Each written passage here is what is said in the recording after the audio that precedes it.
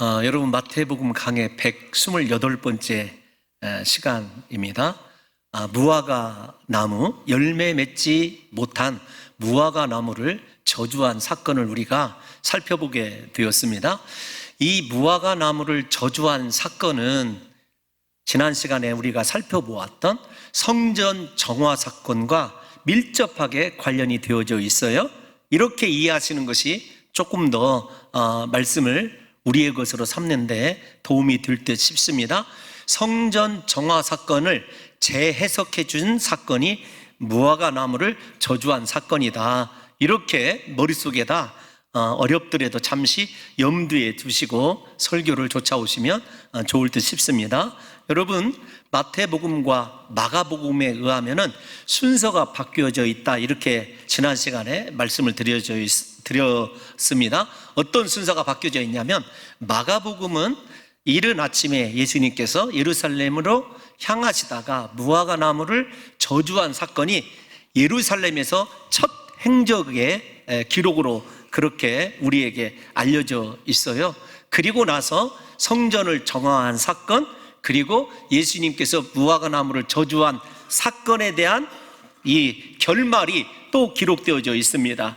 마가의 입장에서 우리가 이 본문을 잠시 생각해 보면, 무화과 나무를 저주한 사건, 그리고 그 저주의 결과 사이에 성전 정화 사건이 위치하고 있어요. 그런데 마태는 성전 정화 사건을 맨 처음 우리에게 알게 해 주므로 진정한 성전 되신 예수 그리스도, 그리고 그 성전에서 일어나야 될 하나님의 치유의 역사와 회복의 은혜가 기도를 통해서 우리들에게 어떻게 주어질 것인가 라고 하는 것을 먼저 얘기해 놓으시고, 오늘 본문의 말씀대로 두 번째 사건으로 무화과 나무를 저주한 사건을 기록하고 있습니다. 그런데 예수님께서 무화과 나무를 저주한 이 사건은 조금 팔레스타인 혹은 유대인 시각에서 독특한 사건이라는 것을 이해하셔야 됩니다. 맨 처음에 이 사건, 처음으로 말씀드리고 싶은 것은 제자들에게 연속해서 충격적인 사건이다라고 하는 것을 우리가 이해하셨으면 좋겠어요. 왜냐하면 예수님께서는 평소에 분을 내시거나 혹은 그 누구를 향해서도 저주하신 적이 없습니다. 이곳에서 유일하게 예루살렘에 입성하셔서 성전에서 분노하심으로 요한복음에 의하면 노끈으로 채찍을 만드시고 이 돈을 바꾸는 환전상들과 비둘기 파는 자들의 상을 이렇게 엎으시면서 굉장히 화를 내셨어요. 성전을 정결케 하신 것이죠. 그리고 무화과 나무에게 주님이 뜻밖의 저주의 말씀을 하시는 것을 보면서 제자들도 충격에 휩싸이게 됩니다. 평소에 예수님의 사역에 없었던 두 번의 사건이 연달아 일어나고 있기 때문에 제자들에게 상당히 큰 혼란을 초래했을 것으로 그렇게 생각이 되어집니다. 예수님께서 우리가 잘 아는 대로 벳바게를 통해서, 마태의 시각입니다, 예루살렘에 오르셨어요. 예루살렘에 오르신 예수님께서 성전을 정화하시고 그 다음에 십자가에 못 박혀 죽으시기까지 머무르신 곳이 베다니다. 여러분들에게 이렇게 말씀을 드렸습니다. 베다니와 이 벳바게는 감난산을 중심으로 이렇게 마주보고 있는 마을들이기 때문에 그 마을들의 이 칭함에 대해서는 저와 여러분들이 이견을 가지셔서는 안 됩니다. 지명의 단순한 지역적 차이가 존재하는 거예요. 그런데 예수님께서 베다니에, 예루살렘에서 약 1.6km에서 2km 정도 떨어진 곳이에요. 기드론 시내를 예수님이 지나셔서 그 감난산을 끼시고 베다니로 나가시는 그 장면은, 사실은 우리가 성경을 살펴보시게 되면은 이 다윗이 압살롬에게 쫓겨서 맨발로 울며 기드론 시내를 지나던 곳과 동일하게 그렇게 기록되어져 있어요. 그래서 제자들에게만큼은 예수님의 그 행적을 바라보면서 진실로 이분이 다윗의 자손이구나, 메시아이시구나 라고 하는 것을 작은 동선 하나까지도 제자들에게 깨닫게 해주시려는 예수님의 세심한 배려가 기록되어져 있다는 것을 먼저 생각해 하셔야 됩니다. 베다니에서 머무시던 예수님이 예루살렘으로 일찍 올라오셔야 했기 때문에 아침 식사를 못 드신 것 같아요. 그래서 오늘 성경을 읽어보시면 몹시 배고파 하셨다, 이렇게 기록하고 있습니다. 배고파 하신 예수님께서 길가에서 한 잎이 무성한 나무를 보셨습니다. 예수님께서 주목하여 보신 거예요. 우리가 19절 말씀을 한번 띄워놔 주시면, 보시고 어떻게 하시냐면 그리로 가셨어요. 그런데 그 무화과 나무에서 예수님이 찾으신 오직 유일한 것은 잎사귀밖에 없었다, 이렇게 성경이 우리에게 가르쳐주고 있습니다. 그런데 우리말 성경에 잎사귀 밖에라고 하는 말은 한 단어가 생략되어져 있어요. 사실은 밖에라는 말을 헬라 원어 성경을 찾아보면 에이모논이라고 하는 단어가 연거푸어 두 개의 단어가 사용되고 있는데, 우리말 성경은 밖에라는 말 에이라고 하는 단어만 소개를 하고 있습니다. 그 다음에 모논이라고 하는 단어는 어떤 뜻이냐면 오직 한 가지, 단 하나, 이런 뜻입니다. 예수님께서 열매를 얻기를 원하셔서 무화과 나무에 다가가셨는데, 그리고 보셨는데 얻은 것은 단 한 가지, 오직 잎사귀밖에 없었다, 이렇게 번역을 하는 것이 조금 더 원문에 가까운 번역이 될 것으로 생각하고 있어요. 그 다음에 아무것도 찾지 못했다라고 하는 말씀은 굉장히 심오한 말씀입니다. 왜냐하면 찾지 못하고 라고 하는 이 헬라어 단어가 휴렌이라고 하는 단어인데, 그냥 대충 찾았다는 것이 아닙니다.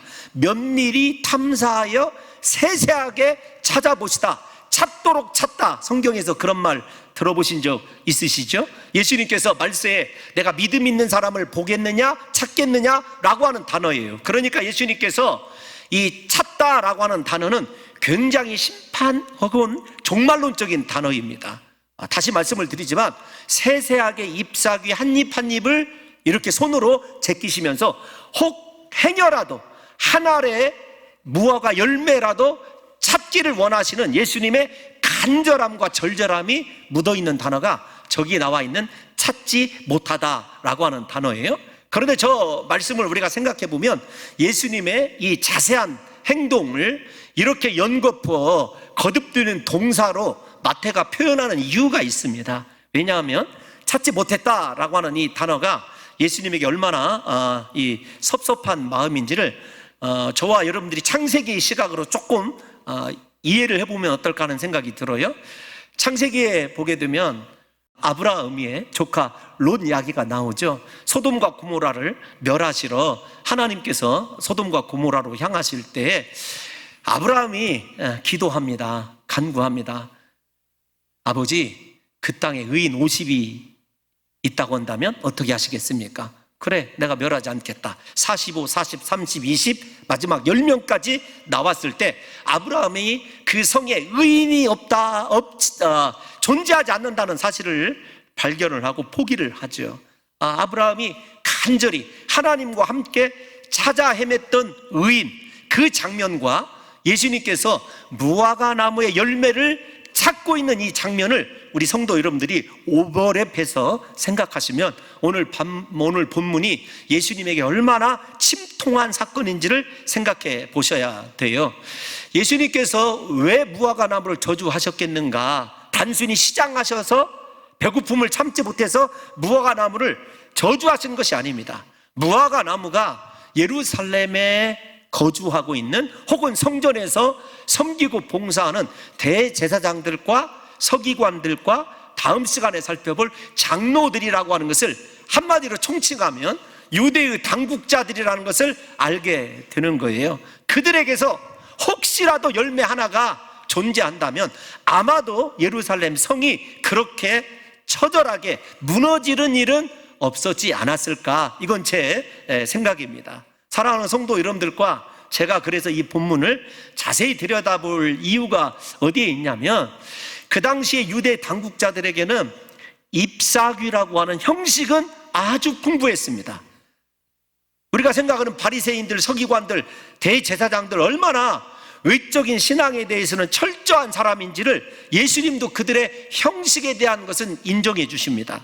그들은요, 우리가 잘 아는 근체와 박하와 효양의 11조를 드렸고요, 일주일에 2번씩 금식했습니다. 하루에 3번씩 기도 시간을 지킨 사람들이에요. 심지어는 10계명을 잘 지키고 싶어서 10계명을 613가지로 쪼개가지고 거기에다 어떻게 하면 계명을 지키고 하나님을 잘 섬길 것인가 라고 하는 유대의 규례까지, 관습까지, 그리고 장로들의 유전까지도 만든 사람들이 그 사람들 아닙니까? 그러니까 여러분, 우리가 생각할 때 그들의 종교적인 형식 혹은 하나님을 잘 섬기고자 하는 맨 처음에 출발과 동기를 우리가 무시해서는 안 됩니다.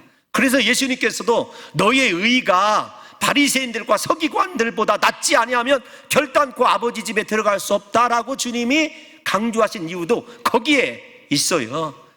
그럼에도 불구하고 주님이 심판적 자신의 정체성 때문에 이 무화과 잎을 그렇게 세세하게 하나리라도 찾았으면 좋겠다고 하는 간절한 심정을 가지고 무화과 잎 사이에서 열매를 찾으셨는데 열매를 발견하지 못한 거예요. 그래서 예수님께서 이제부터 너는 주의 나라가 임할 때까지 가로 열고 닫고입니다. 영원히 열매 맺지 못하리라 저주를 한 사건이거든요. 그런데 예수님의 이 저주는 우리가 복음서를 통틀어 보면은 조금은 이해하기에 난해한 부분이 있는 것도 사실입니다. 왜냐하면 마가복음 11장 13절을 한번 읽어볼게요. 시작. 멀리서 잎사귀가 있는 한 무화과 나무를 보시고 혹 그 나무에 무엇이 있을까 하여 가셨더니 가서 보신즉 잎사귀 외에 아무것도 없더라. 이는 무화과의 때가 아님이라. 아멘. 오히려 마가는 앞에서 설명한 에이모논이라는 단어를 잘 설명하고 있어요. 잎사귀 외에는 아무것도 없더라 라는 말이거든요. 예수님의 죄송한 표현이지만 인간적으로 표현하자면 절망적 상황이에요. 아니 어떻게 하나님의 거룩한 집에 섬기는 제사장들과 장로들과 서기관들에게서 하나님이 원하시는 열매가 하나도 없는가라고 하는 비통한 마음을 저 말씀이 담고 있어요. 그런데 이 마지막 구절 있지 않습니까? 이는 무화과 때가 아님이라. 때가 아닌데 예수님이 무화과를 찾는 것 자체가 이상한 일 아닐까요? 이렇게 생각하는 성도 여러분들이 계실까봐 조금 무화과의 특성에 대해서 말씀을 드리면, 무화과의 가장 뭐라고 할까요? 열매가 풍성한 시기는 우리 계절로 바꿔 말씀을 드리자면 6월에서 7월입니다. 그러니까 잠시 후면 무화과가 팔레스타인에 많이 나겠죠. 그런데 이 6월에서 7월이 아니다 할지라도 무화과는 꽃이 없는 나무 아닙니까? 잎사귀만 있다고 한다면 3, 4월에서부터 그 다음에 9월, 10월 달까지 이 열매를 거둘 수가 있어요. 그리고 정상적인 무화과 나무가 아니라 돌 무화과 나무에서도 열매를 얻을 때가 있습니다. 그것이 모든 팔레스타인에 살고 있는 사람들이 알고 있는 무화과의 특성이에요. 무화과는 무엇만 있으면 열매를 얻을 수 있다? 잎사귀만 있으면. 그래서 예수님께서 이른 시간, 지금 예루살렘으로 향한 시간이 오늘날 시간으로 환산을 하자면은 4월이에요. 4월이지만 잎사귀가 있기 때문에 분명히 열매가 있을 것이란 기대를 가지시고 예수님께서 찾아가시고 발견하지 못하시고 저주하셨다라는 거예요. 때가 아님에도 분명히 무화과는 잎사귀만 있으면 얻을 수 있는 것이다 라고 하는 것을 우리 성도 여러분들이 이해해 주시면 좋을 듯 싶습니다. 성경에서도 이 무화과의 한참 열매 맺는 때가 아니라 할지라도 이 열매를 거둘 수 있다는 것을 이야기하고 있어요. 이사야 선지자도 그것을 이야기하고 있거든요. 이사야 28장 4절을 여러분들이 찾아보시면 영화가 쇠잔해가는 꽃이 여름 전에 처음 익은, 여름 전에 6, 7월 전에 이미 처음 익은 무화과 같다. 그러니까 잎사귀만 있으면 여름이 오기 전에도 얼마든지 무화과를 얻을 수 있었다라고 하는 것을 성경에서도 우리에게 가르쳐 주고 있다는 것입니다. 그래서 예수님께서 이 무화과 나무를 저주하신 것은 자신의 거룩한 성전이고 몸인 예루살렘에 올라와 봤는데 하나님께 당연히 특별한 은혜와 사랑을 받아서 인생의 주님이 찾으시는 열매를 맺어드려야 될 사람들에게서 열매를 발견하지 못하신 주님께서 그 무화과 나무를 저주한 사건이다. 이 말씀은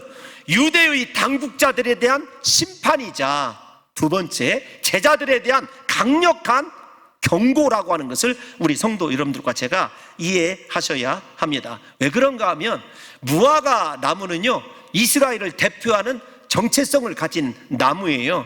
다시 말씀을 드리지만 성경에서 무화과 나무는요, 언제나 이스라엘을 상징하는 나무예요. 선지서에서 특별히 더 그렇습니다. 하나님께서 애굽이라고 하는 곳에서 가나안 땅으로 옮겨 심은 무화과 나무가 이스라엘이에요. 그 이스라엘은 하나님을 예배하며, 중요합니다, 하나님만을 구하며 하나님이 원하시는 열매를 통하여 온 세상이 하나님의 거룩한 구원의 반열에 서게 하는 중요한 사명을 가진 나무들이에요. 그런데 그 무화과 나무가 주님이 원하시는 열매는 하나도 존재하지 않습니다. 잎이 무성하다, 종교적 형식만 무성한 그런 삶을 그들이 살고 있었다는 것이죠. 여러분들에게 무화과 나무가 왜 이스라엘을 상징하는 나무인가를 예수님 시대로 한 번 더 말씀을 드리고 설교를 계속 할게요. 예수님께서 요한복음 1장에 보게 되면은 나다나엘을 발견을 하시죠. 나다나엘에게 이렇게 얘기하십니다. 네가 무화과 나무 아래에 있는 것을 내가 보았다. 이렇게 말씀하시면, 예를 들면 실제적으로 무화과 나무 아래에 있는 나다나엘을 보신 것이 사실이지만, 무화과 나무 아래라고 하는 말은 유대인들의 무화과 나무 아래에서 안연히 살던 다윗 시대를 이야기하는 것입니다. 평강의 시대를. 그러니까 그들의 독립을 위한 은어가 어떤 것이냐면 무화과 나무 아래서예요. 그러니까 나다나엘이 어떤 사람이냐면 독립운동을 하는 열혈당원이지 너, 그런 말이에요. 그러니까 예수님께서 나다나엘의 정체성을 알고 계셨던 것이기 때문에 나다나엘이 놀라고 충격을 받는 것이죠. 그래서 오늘 무화과 나무를 저주하셨다라고 하는 말은 이스라엘에 대한 심판과 저주라고 하는 것을 여러분들이 암시해서 그렇게 이해하셔야 된다는 것입니다. 그러면 사랑하는 성도 여러분, 주님께서 찾으시는 것은 그들의 여호와 신앙의 열매이거든요. 예배와 제사와 기도와 헌금과 찬송을 주님이 무시하신 것이 아닙니다. 저도 신앙생활 할 때 형식을 굉장히 중요시하는 목사이기도 합니다. 왜냐하면 형식이 잘 갖춰져 있어야 그 내용물이 아름답고 귀하게 돋보이기 때문에 그래요. 내용을 사실은 규정하는 것은 형식입니다. 그럼에도 불구하고 형식만 잘 갖춰져 있고 내용이 없다고 한다면 그보다 또 허무한 것도 없지요. 유대인들, 특별히 유대 당국자들에게 앞에서 말씀드린 종교적 형식은 아주 다양했습니다. 그리고 무성했어요. 그런데 정작 그들에게서 하나님이 원하시는 구원의 열매, 믿음에 합당한 열매는 존재하고 있지 않았다는 거예요. 그 열매가 무엇이냐? 저는 딱 한마디로 변화라고 얘기합니다. 예수님 믿고 얼만큼 변화되었는가? 사랑하는 성도 여러분, 우리가 이렇게 예배를 드리고 찬양을 하면서 하나님께 기쁨으로 헌신하는 것 중요합니다. 그런데 이 중요한 삶이 어디에서 열매로 나타나야 되냐면 여러분의 가정에서 나타나야 돼요. 사회에서 나타나야 됩니다. 세상 가운데서 나타나야 되는 것 아니겠습니까? 사람들이 우리가 예수 믿는 것을 무엇으로 알겠습니까? 생각해 보십시오. 세상의 지위와 명예를 가지고 사람들에게 내가 하나님의 사람임을 입증하겠습니까? 아닙니다. 그건 세상 사람들이 오히려 우리보다 더 잘하는 것이죠. 우리에게서 찾고자 하는 것은요, 조그마한 이득 앞에서도 자기 자신을 포기할 줄 알고 다른 사람을 배려하고 희생할 줄 알며 이기적인 삶을 내려놓을 줄 알고 항상 어떠한 순간에도 정직한 그리스도인 닮을 삶을 살아가는 것을 세상 사람들이 우리에게 원하는 것 아니겠습니까? 그런데 우리가 예배할 때 이 예배당에서의 모습은 누구보다도 거룩합니다. 경건합니다. 그런데 세상에 나갔을 때 그 거룩과 경건함의 열매가 실제적으로 모든 사람들에게 보여지느냐고요. 예수님은 요한복음 15장 8절에서 이렇게 말씀하셨어요. 한 번만 읽어보겠습니다. 시작. 너희가 열매를 많이 맺으면 내 아버지께서 영광을 받으실 것이요 너희는 내 제자가 되리라. 저 말씀 유명한 포도나무의 비유이거든요. 예수님이 포도나무이고 우리가 가지입니다. 우리는 예수님을 떠나서는 아무것도 할 수가 없어요. 예수님께 붙어있는 사람은 당연히 예수 닮음의 열매를 맺게 되어 있습니다. 열매 맺은 사람이 예수님의 제자예요. 다시 말씀을 드리지만 형식을 무시하는 것 아닙니다. 우리가 예배자로 살아가는 거 너무 중요합니다. 그런데 그 예배의 열매가 있느냐고요. 기도의 열매가 있느냐고요. 찬송의 열매가 있느냐고요. 그 열매가 무엇이냐? 다시 말씀드리지만 변화된 거예요. 내가 예수 믿고 얼마큼 변화되었는가. 가정에서 나를 바라보면서 사랑하는 자녀들이 하나님이 누구이신지를 발견할 수 있어야 되고, 우리 가정을 바라보면서 천국이 어떤 것인지를 느껴야 되고, 세상에서 내가 직장에 나가든지 사업을 하든지 나를 바라보는 사람들이 하나님이 함께 하신다고 하는 의의 열매가, 정직의 열매가 우리 속에 존재하느냐고요. 요즘 왜 우리가 지탄의 대상이 되죠? 예배하는 모습과 세상에서의 삶이 너무나 동떨어져 있기 때문 아니겠느냐고요. 사랑하는 성도 여러분, 오늘날 우리에게도 형식은 풍부한데, 그리고 정성이 담겨져 있는 것 같은데 삶의 열매가 없다고 한다면, 오늘 이 시간에 예수님께서 내 인생에 찾아오셔서 내 인생의 잎을 하나하나 세심하게 살피시면서 내게서 찾기를 원하시는 열매, 예수님께 드릴 삶의 열매가 있느냐고요. 오직 우리 속에 만약에 유대의 당국자들처럼 세상의 이득만을 탐하는 마음이 가득하여서 하나님께서 직접 설계하신 성전도 회파해버리고 하나님의 거룩한 예배의 처소를 시장으로 만들어버리는 그런 삶이 우리 가운데 존재하고 있지 않은지를 생각해 봐야 돼요. 겉으로는 주여 주여를 입으로 외치는데 우리 속에는 어떻게 하면 세상에서 조금 더 잘 살아볼까, 세상에 대한 미련과 욕심으로만 가득 차다고 한다면, 그 사람이 어떻게 오늘 본문에 나오는 믿음의 사람이고 그리스도 예수를 창조주요 심판주로 믿고 있는 기독교인이라고 하는 것을, 우리가 기독교인이냐라고 하는 것을 의문을 가져야 된다는 것입니다. 사랑하는 성도 여러분들이요, 오늘 저와 여러분들에게서 예수님이 원하시는 열매는 다른 것 아닙니다. 예수 닮음 아닙니까? 용서하고 서로 화목할 줄 알고 사랑할 줄 알고 나를 낮출 줄 알고 섬길 줄 아는 삶 아니에요? 어떻게 신앙인이 예수를 믿는다고 하면서도 언제나 섬김받기만 원하고 내가 누구인지를 알아주기를 원하고 내 이기적인 판단과 생각에 따라서 신앙생활 하는 것이 주냐고요. 그거 다시 말씀을 드리지만 예수님께서 우리의 그 삶을 면밀히 찾도록 찾으시는, 열매를 찾으시는 심판주의 모습으로 나에게도 나아오신다는 것을 잊어서는 안 된다는 것입니다. 그래서 아무리 모든 예배에 정확하게 출석하고 특별한 헌신과 위대한 사역을 하고 있다 할지라도 성품과 인격이 예수님 닮지 못하면은요, 우리에게 심판의 대상이라고 하는 것을 잊어서는 안 돼요.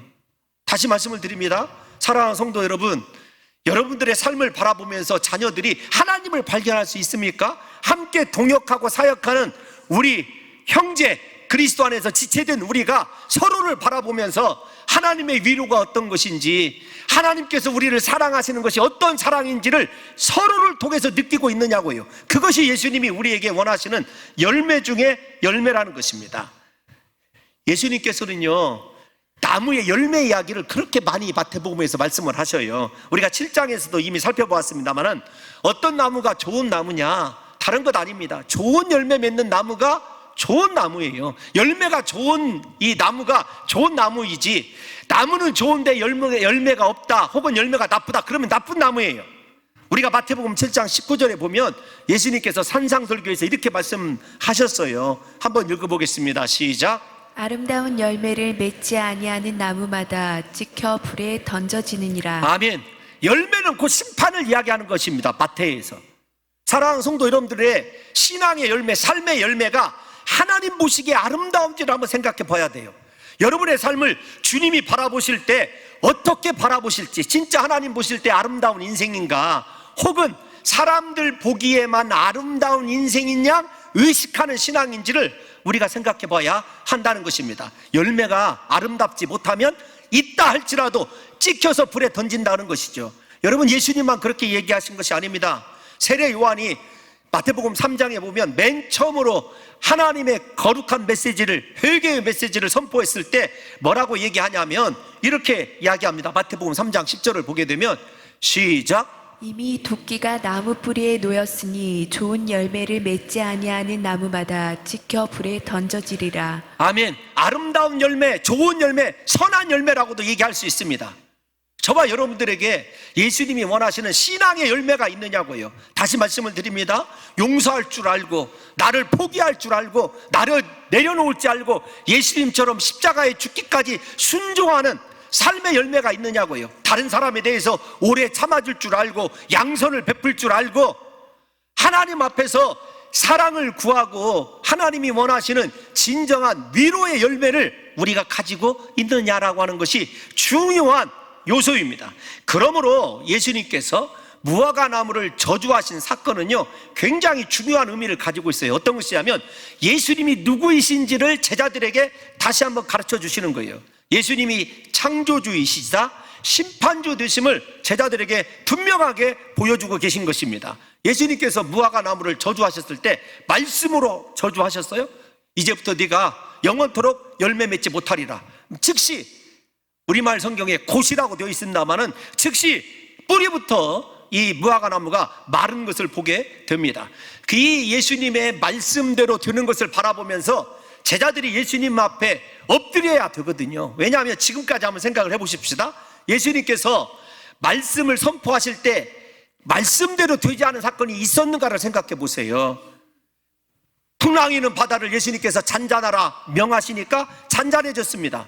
우리가 잘 아는 대로 죽은 나사로를 향하여 나사로야 나오너라 말씀하셨을 때 사망의 권세가 깨트려지고 나사로가 걸어 나온 것을 우리가 잘 알고 있지 않습니까? 오늘 본문에서도 예수님께서 말씀하시니까 말씀대로 이루어지고 있어요. 이게 중요한 것은 이 제자들과 유대의 당국자들이 말씀으로 세상을 창조하시고 말씀대로 열매를 거두시기를 원하시는 예수님이 누구인지를 발견해야 되는 거죠. 예수님께서 지금 무화과 나무를 이 저주한 사건을 통해서 유대인들과 제자들에게 자기 자신이 메시아이시고 하나님의 아들이시고 심판주 되신다는 사건을 분명하게 보여주고 있다니까요. 그러면 예수님께서 우리 사랑하는 성도 여러분들과 저에게 이 무화과 나무를 저주한 이 사건을 보여주셨는데 제자들의 반응은 어떤 것인지를 한번 생각해 보겠습니다. 20절 한번 볼게요. 20절 시작. 제자들이 보고 이상히 여겨 이르되 무화과 나무가 어찌하여 곧 말랐나이까. 사랑하는 성도 여러분들이요, 저것이 제자들의 예수님에 대한 이해예요. 믿음입니다. 아니 어떻게 이런 일이 일어날 수 있습니까? 앞에서 제가 뭐라고 말씀드렸어요? 말씀대로 지금까지 일어난 일을 충분히 경험하고도 그들 안에 예수님이 가득 차 있는 것이 아니라 누가 크냐? 예수님이 예루살렘에 올라가면 내 세상의 야망을 이루리라고 하는 세상의 욕심에 가득 차 있으니까 예수님이 아무리 기적을 일으켜줘도, 여러분 이 말씀이 이해가 안 가신다면 광야에서 40년을 보낸 그들의 조상들을 생각해 보십시오. 날마다 구름 기둥과 불 기둥이 인도하고 있고 우리가 잘 아는 대로 하늘에서 만나가 내리고 반석에서 샘물이 솟아나도 하나님에 대한 믿음을 그들이 갖지 못했어요. 무엇만 있냐면 애굽에서 먹고 마시던 먹을 것과 입을 것에만 집중하고 있으니까 살아계신 하나님이 나에게 어떤 분이신지를 깨닫지 못하고 있는 것과 흡사 동일한 것 아니에요? 그런데 중요한 단어가 있어요.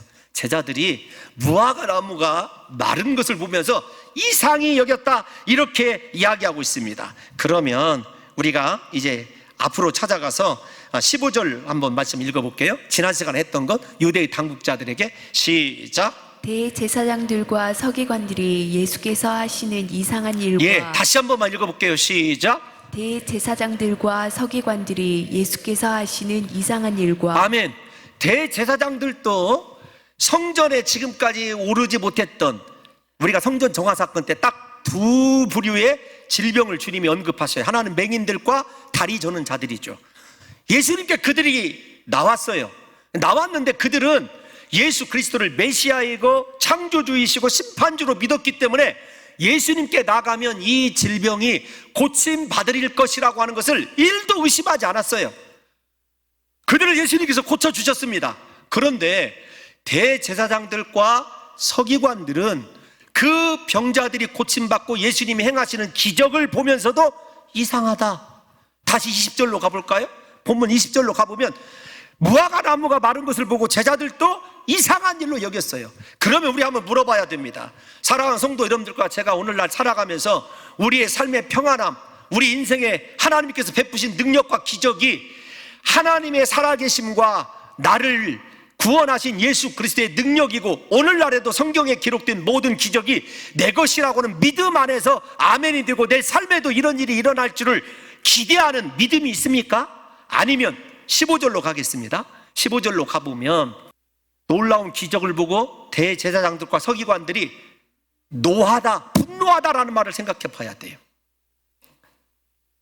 예수 그리스도에 대하여 반감을 갖게 되는 거예요. 분노하는 것입니다. 사람이 구원받고 하나님의 능력이 행하여지는데 제자들은 어찌하여 이런 일이 일어났습니까? 아주 믿음이 없는 질문을 하고 있고, 대제사장들과 서기관들, 잎이 무성한 사람들은 분노하는 것을 보게 돼요. 그래서 예수님께서 무화과 나무를 저주한 사건 이후에 무엇에 대해서 얘기하냐면 창조주이시고 심판주 되시는 예수 그리스도에 대한 믿음을 이야기를 하시는 거예요. 우리 다 같이 21절 한 번만 읽어보겠습니다. 본문 21절 시작. 예수께서 대답하여 이르시되 내가 진실로 너희에게 이르노니 만일 너희가 믿음이 있고 의심하지 아니하면 이 무화과 나무에게 된 이런 일만 할 뿐 아니라 이 산더러 들려 바다에 던져지라 하여도 될 것이요. 아멘. 유대인들이 기대하는 것은요, 세속적인 메시아 아닙니까? 사람 메시아예요. 예수 그리스도를 배척합니다. 분노합니다.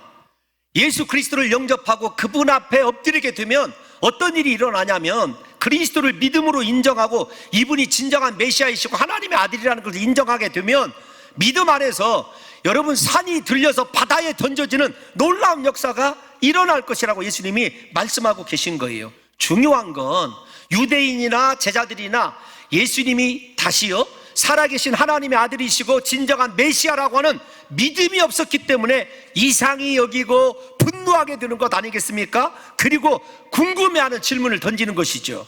사랑하는 성도 여러분들과 제가 오늘 이 무화과 나무를 정결케 하신 이 사건을 통해서 저와 여러분들이 왜 제가 서론에서 무화과 나무를 저주한 사건이 앞에 성전 정화 사건을 재해석하고 있는 이야기인지를 깊이 이해하셔야 돼요.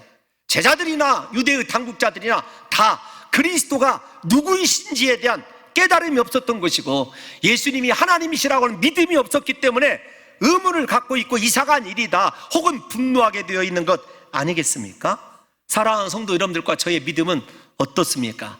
나의 세상의 욕구와 내 꿈과 야망을 이루어주시는 분이 아니라 온 인류를 구원하시기 위하여 십자가에 못 박혀 죽으실 예수 그리스도, 그분이 나의 구주이시고 내가 머지않아 그분 앞에 서야 된다고 하는, 그리고 그분이 내게서 다른 것을 찾으시는 것이 아니라 예수 닮음의 변화된 모습을 원하신다는 것이 우리 속에 분명히 자리 잡고 있다고 한다면요, 여러분 믿음이 무엇입니까? 믿음은요 나를 부인하는 거예요.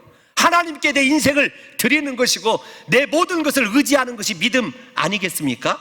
그래서 믿음이 없는 사람들은요 예수님에 대하여 적대적이거나 이상히 여기는 그런 인생들을 살아갈 수밖에 없는 것이죠. 사랑하는 성도 여러분, 예수님이 사용하고 있는 믿음이라고 하는 단어는 여러 차례 설명을 해드렸습니다만 나 자신을 하나님 안으로 던져넣는 것이 믿음이에요.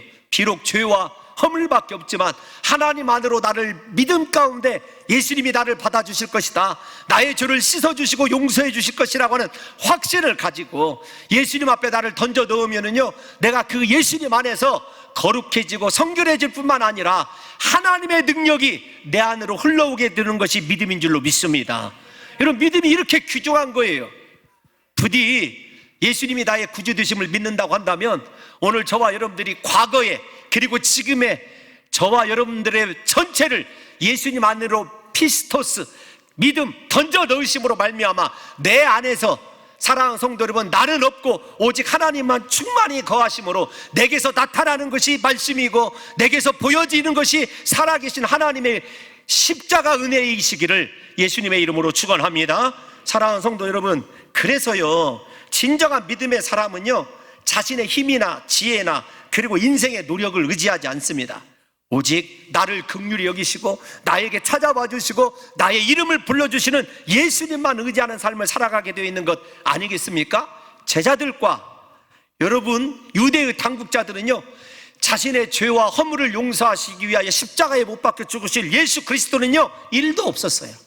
오직 세상에서 어떻게 하면 더 많은 이득을 올리며 더 많은 물질을 소유하고 사람들에게 인정받고 살아가게 될 것인가, 누가 큰 자가 될 것인가만 관심을 갖고 살아가고 있는 그들이기 때문에 예수님의 정체성이 도저히 다가올 수 없는 거죠. 사랑하는 성도 여러분, 예수 그리스도에 대한 바른 믿음만 있다고 한다면, 바른 이해만 있다고 한다면은요, 저와 여러분들의 삶에도 오늘부터 산이 들려서 바다로 옮겨지는 놀라운 기적의 역사가 일어나게 될 줄로 믿습니다. 왜 우리가 아브라함을 믿음의 조상이라고 하죠? 이삭을 모리아산에서 바쳤을 때 히브리서 11장에 의하면은 아브라함은요, 이삭을 내가 죽은 자 가운데서 분명히 다시 산자로 만날 것이라고 하는 믿음이 있었어요. 사망을, 죽음을 초월하는 믿음이 아브라함에게 있었기 때문에 아브라함이 믿음의 조상 된 것 아니겠습니까? 사랑하는 성도 여러분들과 제가 예수 그리스도께 나가서 열매를 맺는 인생을 살기를 원한다면요, 오늘 내 믿음이 진짜 믿음인지, 그리고 예수 그리스도가 나에게 오셔서 내 인생을 고쳐주실, 내 기도를 들어주실 전능하신 하나님이신 것이 믿어지는지를 우리 성도 여러분들과 제가 생각하셔서 오늘 다른 것보다 저와 여러분들이 믿음을 구할 때 주께서 완전한 믿음을 주심으로 말미암아 우리의 삶에 산이 들려서 바다로 옮겨지는 놀라운 기적이 일어나시기를 예수님의 이름으로 축원합니다. 사랑하는 성도 여러분, 예수님은요, 믿음에 관해서 굉장히 강조하셨어요. 마태복음 9장에 믿는 자들에게는 능히 하지 못할 일이 없으리라. 사랑하는 성도 여러분, 오늘부터 믿음으로 선포하시기를 예수님의 이름으로 축원합니다. 그 믿음이 온전해지기 위해서 제자들과 유대인들에게 존재하는 세상을 향한 욕망과 탐심이 벗어져야 된다는 것을 누누이 강조하고 싶습니다. 제가 인생의 위기 때마다 암송하는 시편이 있어요. 어떤 것이냐면 시편 62편 1절에서 2절입니다. 오늘 본문의 맥락과는 조금 거리가 있는지 모르지만 하나님에 대한 믿음이 이런 것이구나라는 것을 생각할 때가 있어요. 한번 같이 읽어보겠습니다. 시작.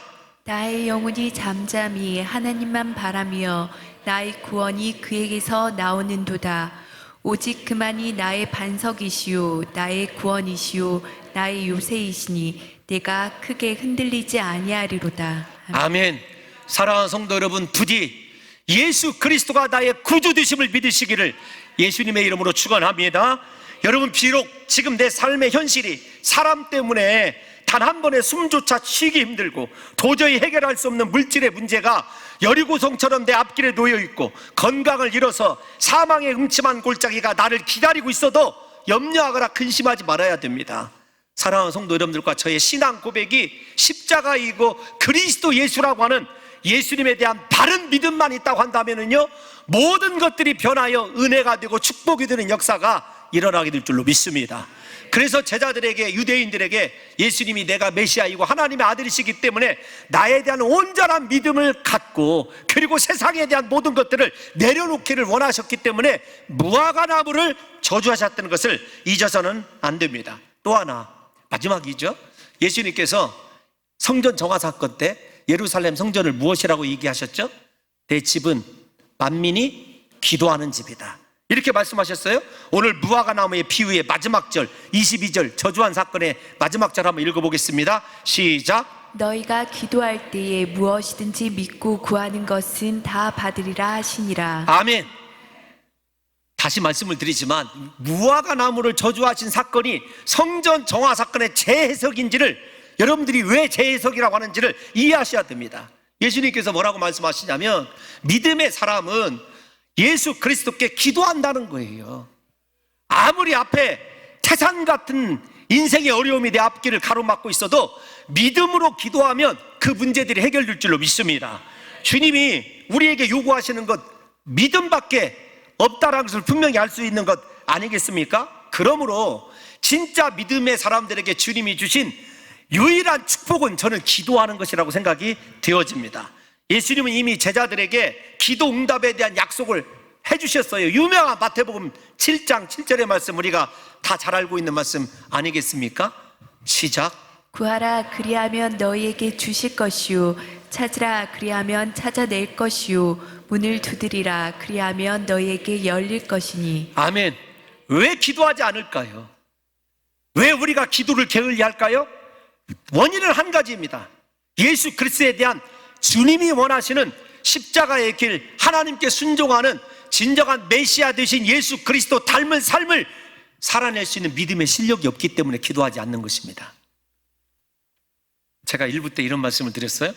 지금 저희 새벽 예배에 나오시는 분들이 약 150명 정도 되십니다.